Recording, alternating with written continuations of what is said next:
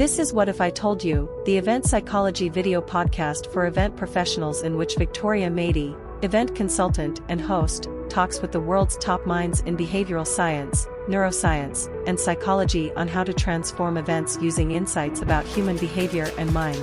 For more science-based tips, join Event Psychology Club at eventpsychology.gumroad.com. Also, check out Victoria's online course, Event Psychology Lab, at eventpsychology.thinkific.com, which covers key behavioral science concepts and offers research-backed solutions to your event challenges. This course is a unique opportunity to upgrade your industry skills and gain a competitive edge without adding to your already busy schedule. Now, enjoy the conversation. Hello, I'm Victoria Mady, and this is What If I Told You, the event psychology podcast where I talk all things event psychology, that is how to apply brain science insights in events. And today I'm meeting with Anne-Laure Le Cunff, neuroscientist and entrepreneur. Anne-Laure is the founder of Ness Labs, a platform to help knowledge workers achieve their goals without sacrificing their mental health. And she writes about topics such as mindful productivity, creativity, and mental health at work. Her newsletter has got more than 80,000 readers. She's also a researcher at King's College London, where she studies psychology and neuroscience. And previously, she worked at Google, first in the event management team, and then in the digital health team. And Laura, welcome to the show. Thanks so much for having me, Victoria. I was going to say that I've been one of those quiet followers of yours that, never comment, but I have been following you on Twitter for a few years by now, I think. And I would also check, your articles on your website. And every time I find some unconventional perspective or some new information on the topic that I was researching. And then last year, I finally commented on your tweet asking to name one word to describe the upcoming year and how I would like it to be. And that was for a chance to get a book that you would choose. And I was so thrilled that I was chosen. I was among those followers that, received your gift. And my word was fearless. And I really appreciated, the book that you give me. And it's actually here. It's Great Dangerously by Albert Camus. And it's been a great metaphor for me, and I've been thinking about this word and the book ever since then, and really appreciated the inspiration that came from it, and I'm now very glad to have this opportunity to talk to you. I wanted to start by asking about Ness Labs, and it's a community, right, and a school that you founded. So I wanted to ask you about what it is and how did it start. Thank you. First, the story you just shared made me so happy because I really liked that little project of just asking people about a word for the new year and then going to a bookstore, picking the books and sending them all over the world. So getting to connect with someone who received one of the books is amazing. And when it comes to Ness Labs, so I think it helps to understand what Ness Labs means in the first place. So Ness is the suffix that you use to describe the state of being. So that's what you find in consciousness, awareness, mindfulness, and labs means laboratory. So for me, Ness Labs is a personal lab to explore ideas about what it means to be, to do, to make, to evolve as a human being. And I write about a bunch of different topics that have one thing in common, is that they're all about helping people make the most of their minds to achieve their goals without sacrificing their mental health. And it started when I quit my job at Google and I tried working on a startup and that didn't work out and I was completely lost. So I went back to school. I decided to go and study something I had always been fascinated about, which was the brain. And I went back to university at the ripe age at the time of 28 to study neuroscience at King's College London. And I discovered something that I thought was fascinating at the time called the generation effect, which shows that by creating your own version of something that you want to study, you're going to both understand it better and remember it better. So I thought, okay, I'm studying neuroscience. How can I put the generation effect to use? And I decided to start a newsletter. The newsletter, what I liked about it was that it was a forcing mechanism, because you have this little contract with your readers that every week you're going to send something. So even if there are weeks where you're feeling like, oh, I'm not very inspired, I'm not sure what I'm going to write about, well, too bad. It's a weekly newsletter. You have to write something. So I really liked that little contract. And so every week I would sit down and take one of the topics that I learned about the brain and the mind, and try to write an article that was very practical and applicable for people to use in their life and work. And that was the start of Ness Labs, really, this little newsletter that I started only sending to friends and former colleagues, and which now has grown way beyond this and has become this amazing community of curious minds. That's fantastic, and I can totally relate, to what you're saying about having this contract with your readers and subscribers. Because I've got a newsletter for event professionals about the event psychology insights, and that's exactly how it is sometimes, that you need to keep going even if you don't feel like it, at that particular point, right? But you have this responsibility to share with those who are awaiting that newsletter. So how do you define mindful productivity? So I think that's why I call this way, because the name is pretty self-explanatory, but it's mindfulness and productivity. So it is self-explanatory, but it's also a bit counterintuitive. People kind of scratch their head the first time they hear it, because it does sound a little bit antithetic, like two different things: mindfulness on one side and productivity on the other one. But when you think about it a little bit more, mindfulness and productivity have a lot in common. It's really about directing your attention towards what you want to direct your attention to. It's about really being mindful of the way you spend your energy and the way you spend your time. And when you're at your most productive, what psychologists describe as the state of flow, a lot of the characteristics of that state are very similar to the ones that you would find in a state of mindfulness. So really, for me, mindful productivity is best described as taking some of the best learnings from mindfulness and applying them to the way we work. And you can also understanding in contrast with traditional productivity, which can be quite toxic sometimes.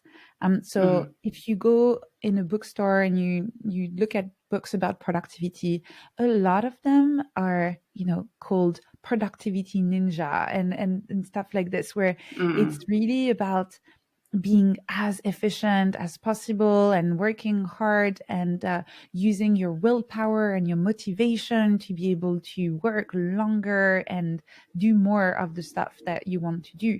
Whereas mindful productivity is a lot more about, again, being mindful of your energy levels, of your emotions, and working with them instead of against them. And that's the mindfulness aspect of it. And it may feel like in the moment, you may feel like you're doing a bit less, because you're not, working, you're not waking up at like 5 a.m. and filling your schedule and using extreme time blocking. But in the long run, and I think I'm proof of this because I've been using mindful productivity for years and I'm actually working on lots of different projects. In the long term, what mindful productivity does is that you can make progress on your goals without burning out. And so you are actually going to be more productive, more creative, more efficient in the long term without sacrificing your mental health. This is so relevant for event professionals, because the job itself is stressful enough. But what I also find is that a lot of event professionals, well, it used to be that way. It's probably getting less popular right now, but for years it's considered to be a norm to say how crazy busy they are, even boasting about being so busy, about sleepless nights during the event, crazy shifts. And I think at some point a realization came that it shouldn't be that way. Being busy is not equal to being productive. And I think it's somehow about the illusion of productivity. And that's something that you also talked about, right?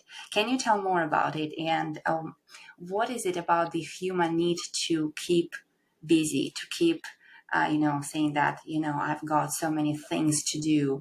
What are the tips here? Yeah, so I don't think that being busy all the time is a fundamental human need. I think it's fairly recent because work didn't used to look like the way it does today.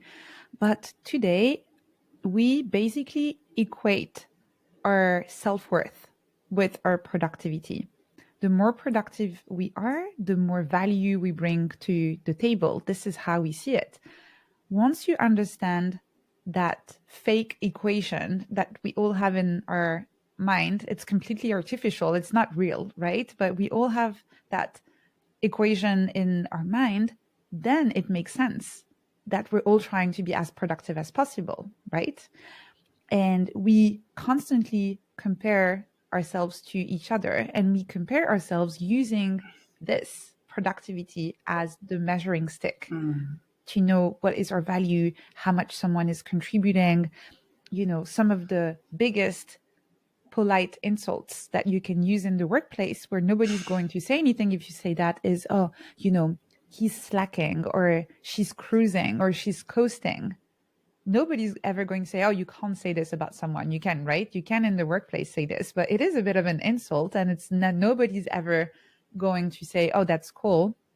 When you think about it, someone cruising is actually a pretty good thing. It means that they manage to hit their targets, they're doing their job, and then they're going home on time, maybe to their kids or to their partner, or they have time for hobbies, and they're not completely burned out, running everywhere, constantly telling people that they're so busy and drowning in work.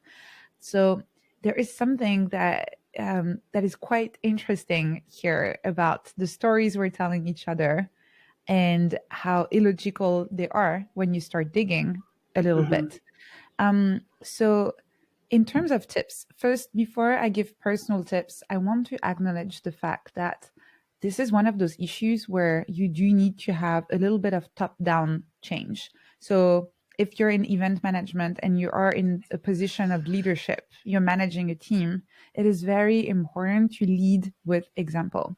So when I was working at Google, for example, in the event management team, we had a rule to not send emails after a certain time. And it's so much easier now because you can actually schedule emails to be sent the morning after. So if for you, it is more convenient to put the kids to bed and then get back to your email inbox and maybe send emails to a few team members or suppliers, you can do this, but you schedule the email to be sent in the morning. So you're not putting your colleagues in a position where they will feel like they have to read it and maybe reply to it. Or even if they don't reply to it, they'll go to bed thinking about it. And so you're disturbing their peace and quiet just by sending the email. But this is a lot easier to do if there is leadership alignment, if your manager is saying this is a role as part of the team. So that would be my first tip, actually. If you're in a position of leadership, it starts here. Try to create an environment where it is easier for people to be productive without being busy all the time. And now for more of personal tips. The first one is just self-awareness. So just notice every time you do the thing where you tell your colleague, oh, I'm so busy. I am so busy. Just stop yourself for a second and just try to think about, are you actually really busy? Or maybe sometimes we're projecting a little bit because there's some form of team building going on here. Like just saying, oh, you're struggling, I'm struggling, we're in it together, right? Which I think is fine. Like that's okay. But if you are really busy and you've noticed that this is going on for weeks at an end, maybe there's something that needs to be fixed. And so it could be getting help from other colleagues or talking to your manager, or maybe if your budget allows, getting another contractor that could take over some parts of the event so you don't have to do everything. A second one, I think, which is very important for the long-term busyness management, is making sure in your retrospective of the event that you're not only looking at the success metrics, but also how it felt to manage that event. So we tend very often to do those retrospectives and say we had that many attendees, this is the satisfaction rate that we got, and we were a little bit over budget for this, and maybe we had a speaker cancellation, etc. Okay, fine. And we may sometimes look at processes and try to improve them, but very rarely we debrief about how it felt, our levels of stress, how busy it was. Maybe you had to cancel drinks with a friend in order to be there to manage something last minute. All of these things that impacted your personal life. And this is so important, whether you work on your own as a freelancer doing events or as part of a team, to just sit down. And when you do your retrospective, ask yourself, how did it feel? And are there ways I was feeling in terms of emotions, in terms of stress and anxiety that I don't want to feel again in the future? What can I do to avoid feeling like that in the future? I just love this last tip, because we start, this discussion about emotions and how the event is all about, different emotions and feelings for the audience. And thankfully, we are now having this discussion among the event community, but we haven't started talking about how the event staff, how the team members feel about the event. And I think that this is so on point that you mentioned that you need to sit down, on your own or as a team or both, ideally, right, to debrief about how it felt, how the event felt for you as a team member. I just really love it. So my next question is about the principles of mindful productivity, and you've got several, right? But I was thinking about my favorite ones, for example, and they are about breaks and environment.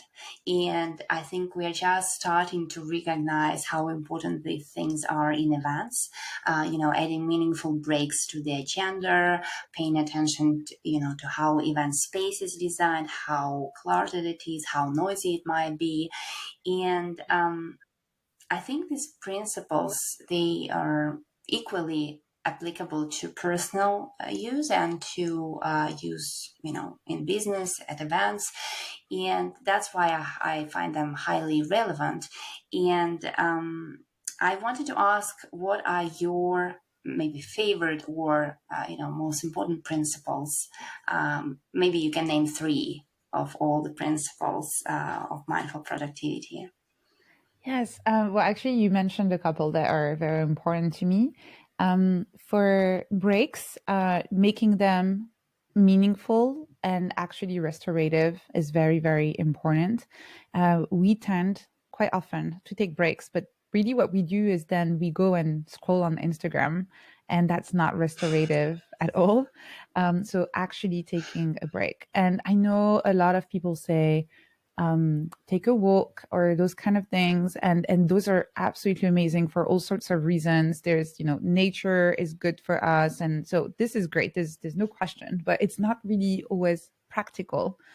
So I would really urge everyone to figure out what is a meaningful break that you can take, but that you can actually do, because you can have the best intentions in the world of doing what research says that you should be doing. But if you cannot practically go and take a walk in nature, then something else. For me, because most of the time I work from home, I love taking a little movement break, just actually getting up from my desk. And I am terrible at yoga and things like these, and even though I know they're good. So what I do is that I put a little bit of music and I just dance in my living room for a few minutes. And what I like about that is that because it's one song, it has a beginning, it has an end. I don't have to look at the time. I don't have to think about it. I can put my phone away, just close my laptop for a few minutes and just dance and move and, shake it off, get rid of any latent anxiety that I may be feeling in my stomach, especially the kind of free floating anxiety where you can't really pinpoint what it is.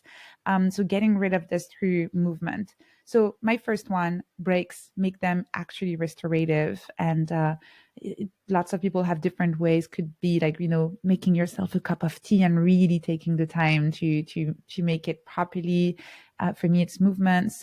Sometimes just 5 minutes of journaling can be helpful. So find your meaningful breaks and actually do it. So that would be the first one. The second one is focused, like being really focused on what you do. You spend a lot more energy when you're multitasking. And obviously, we think of multitasking as trying to do several things at the same time, several tasks at the same time. But when you have your phone next to your computer, you're actually multitasking without realizing it, because every time a notification pops off, your eyes are looking at it, or even just the presence, it's been shown, the presence of your phone, even if nothing is happening on the screen, is pulling your attention away, is making you feel distracted. And so you're basically asking your brain to work twice as hard trying to do your work while resisting that distraction that is here. So what I really recommend is that for any kind of deep work, creative work, and, especially for event management in the phases where you're thinking design, strategy, the things where it's like the deep thinking where you want to be really focused, put your phone in another room. It's simple as that. Put it in another room. Or if you're in an office, put it in a drawer, close the drawer, out of sight, out of mind. So that would be my second most important one. And it's so simple, but the impact it has on your ability to stay focused on your work is absolutely amazing. And third one, which you mentioned earlier, but I agree is very important, is being mindful of your environment. And here again, it may not be the intuitive idea that you may have when you think about this. There's actually, research showing that for some people, having a messy desk is better for them. So it doesn't necessarily mean that you have to have a clean desk. It's really, again, about being mindful. So really trying to pay attention to how your environment is affecting you. If you need a desk with a lot of things on it that gives you ideas, that sparks your creativity, and that's great, then do that. Actually, having an empty desk is going to negatively impact the way you work. But if you're someone who needs to have a clean desk, maybe spend a few minutes in the morning before starting to work to clean it up, get rid of any mugs that are there or anything like that, and make it clean. Same with noise. It's all about being mindful of it. Because, for example, personally, if it's too quiet, it just weirds me out and I can't really focus. And I'm not the only one. You have a lot of companies now that offer ways to have white noise or even fake sounds of coffee shops and those kind of things, so you can have them in your headphones, which shows that there is definitely a market for people who need a little bit of background noise to be able to focus. But equally, some people need quiet, and a bit of background noise is not necessarily the same as your children banging on the door, asking you to play with them when you're trying to finish an email. So again, just about being mindful. So something I recommend here is for 1 week to just take little notes at the end of every work session that you do. So when you're done working on maybe a brief or anything like that, just take a couple of minutes and write how it felt and a few notes about your environment. Where were you? Did you do that work from a coffee shop or from home or in an office? How were the noise levels? How was the temperature? Were there people around you, or were you on your own? Were you interrupted or not, etc.? And kind of rating the quality of your work and your state of flow. Were you really focused? Were you feeling really creative? Or on the other hand, were you feeling distracted? And after a while, you'll start noticing patterns. And this way you can design the perfect environment for you to be able to do your best work.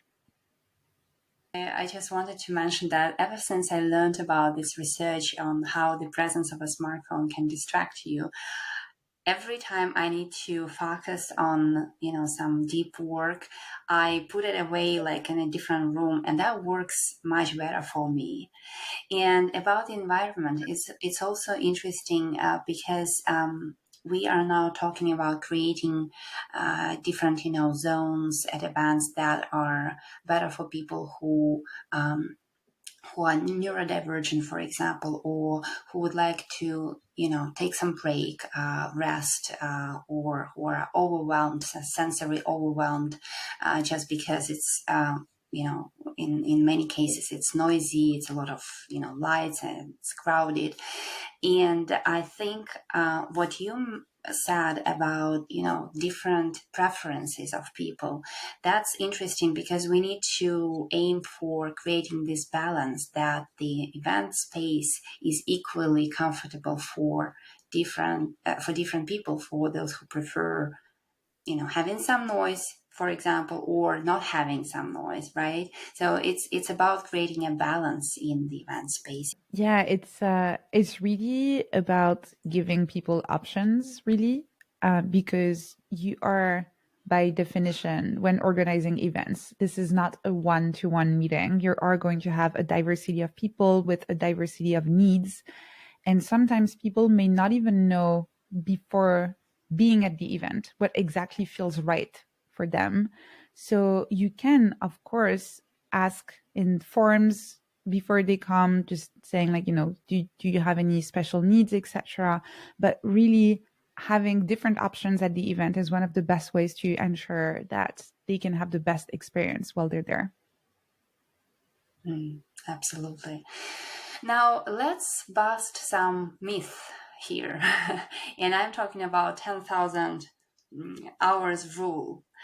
And it turns out that it's a myth, and I just really wanted to hear your perspective on this, and why practicing something for 10,000 hours does lead to expertise. Can you tell more about that? Yes, there is something alluring about the idea that if you simply practice something for long enough, you are going to become an expert at it.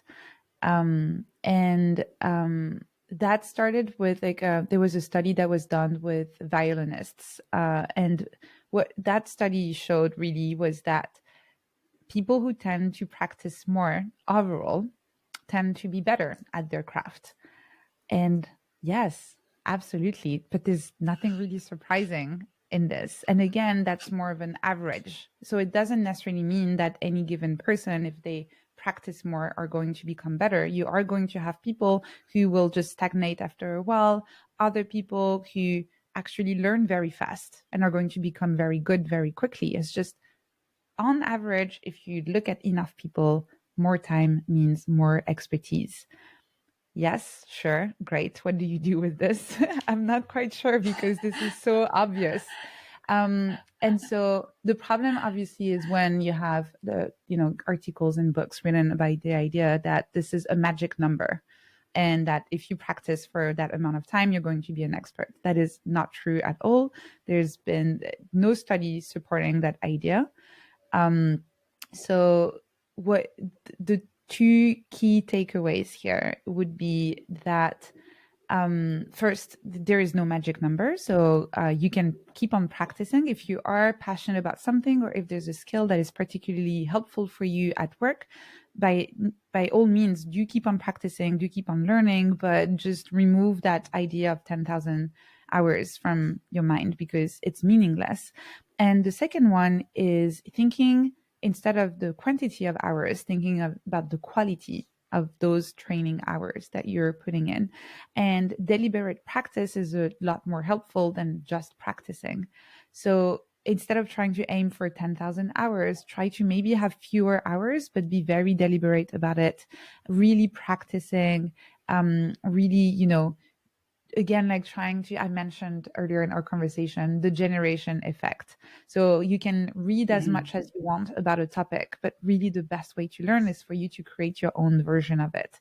So instead of just reading about music, maybe creating your own compositions, maybe instead of reading about event management, go and organize your own little event. You can even experiment outside of your day-to-day job.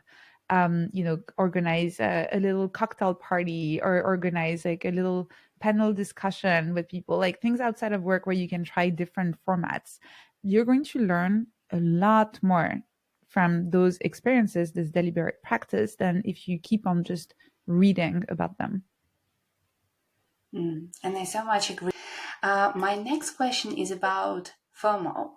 And this is something highly relevant for events. And quite often, event organizers try to play around it and use it as a popular marketing technique. So don't miss out, is a motto, right? So what do you think about it? And can joy of missing out and marketing of the event coexist? Oh, this is a really good question. At a personal level, fear of missing out and joy of missing out are the complete opposite, right? So Yes. when you practice JOMO, the joy of missing out, you decide to stay home. You decide to not go to the event. You decide to focus on self-care, on yourself, and you embrace this, and you know you're not going to be able to learn all of the things that you would have learned if you were there. You're not going to be able to connect with all of the people that you could have met if you weren't there, and you're happy with that decision. And that's JOMO. So how can you reconcile that with hosting events and wanting people to actually come? I've seen a few things I think that you can do to play with it. The first one is obviously you want people to come to your event, so you can play with JOMO within the event.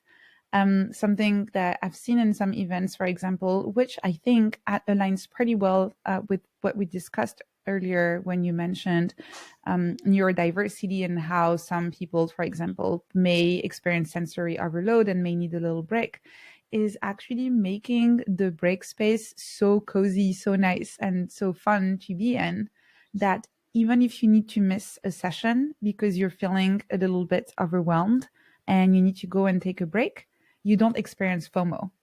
And I think as an event organizer, that's a very difficult thing to achieve for an attendee to be able to skip a session, go and recharge, and experience JOMO as they do this. I think this is such a fascinating challenge, and I think it would definitely improve satisfaction rates for the event if someone feels like, okay, I need a break, I'm just going to miss that one session, but actually the break space was so comfortable that I was very glad that I could take this break for myself. And then another thing is for people who actually cannot make it, who would have wanted to come, and for some reasons, life happens and you couldn't come. I've seen a lot more event organizers offering replays now, which I think is amazing and a lot more accessible too.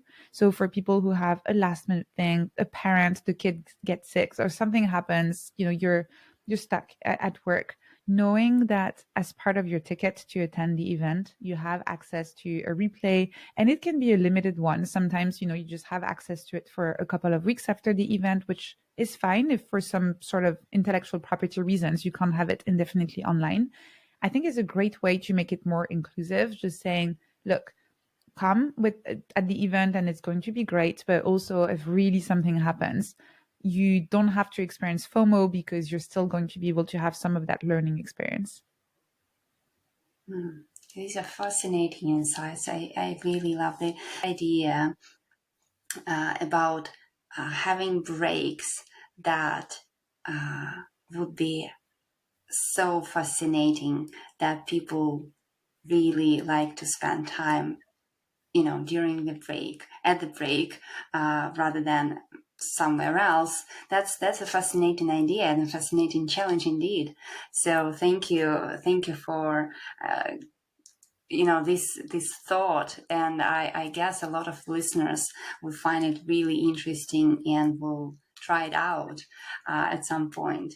And I know that you are writing a book right now, Liminal Minds. Can you talk about it, and what is it going to be about? So the book is going to be about our relationship to ambition, what it means to be ambitious in today's world, and it's going to contain a lot of the ideas that I already write about at Ness Labs around mindful productivity and creativity, meaningful work, mental health. Really, it's going to be a book about how to achieve your ambitions without sacrificing your mental health. I'm really looking forward to reading this book. Do you have any deadlines or any dates where it's going to be out? So if everything goes well, it should come out towards the end of 2024, beginning of 2025. It's a slow process, but a fascinating one. And I'm learning a lot. And I am taking my time to write it because, you mentioned that you had a newsletter. I've been writing online for years. And it has happened sometimes that I write an article and then I realize that maybe I made a little typo, so I can go and fix it. Or even sometimes I write an article about a research paper and then 6 months later it's debunked. Someone says, oh, there's a new study that came out, and so what you wrote about actually is not correct anymore. I can go and fix this. Whereas with a book, there's really this permanency to it that makes it so that I'm taking a lot more time. I'm rereading every sentence 1,000 times, making sure that it's exactly what I want to say. So it is slow, but it's very interesting. And I'm very much hoping that people who really enjoy reading Ness Labs will also enjoy reading some of those ideas in a different format. Yeah, of course. I'm really looking forward to it. Well, I've got a couple of final questions for you. So first, what resources would you recommend for event professionals who, want to achieve more in events, be productive, but also are very much aware of their mental health and do not want to sacrifice their mental health? Yes, well, obviously, I would be remiss if I didn't mention Ness Labs. So please do feel free to go and check the website. There's a newsletter and there's also a private community. Then I also have a friend called Johnny Miller who runs a course called Nervous System Mastery, which I think is amazing. And he's really helping people regulate their emotions by understanding the nervous system a little bit more. And another person's work that I'd like to recommend is Ali Abdal. He has a book coming out. When is it coming out? In a few months. I can't remember the exact date, which is called Feel Good Productivity. And so he's also going to talk a lot about those aspects of combining well-being with productivity. And he's a former doctor and online creator. So he also has, one foot in both worlds, which I think is fascinating. Thank you so much. We will have all those resources mentioned in the show notes with the links for those watching. And my last question is, because the podcast title is What If I Told You? I always ask my guests to complete the sentence with one takeaway relevant for our conversation. So what if I told you? What if I told you that taking care of your mental health can actually make you more productive? Perfect. That's a perfect line. Thank you so much. Anne-Laure, thank you so much for joining me today. That was a great conversation, and I invite everyone to connect with Anne-Laure and to sign up for her newsletter and community and learn from her insights. Thank you for tuning in to What If I Told You, the Event Psychology Podcast. For more brain science insights and for this episode recap, I invite you to join the Event Psychology Club. Also, if you want to upgrade your skills and get research-backed solutions for your events, I invite you to take the Event Psychology Lab online course that I created for event pros like you. Until next time, bye-bye.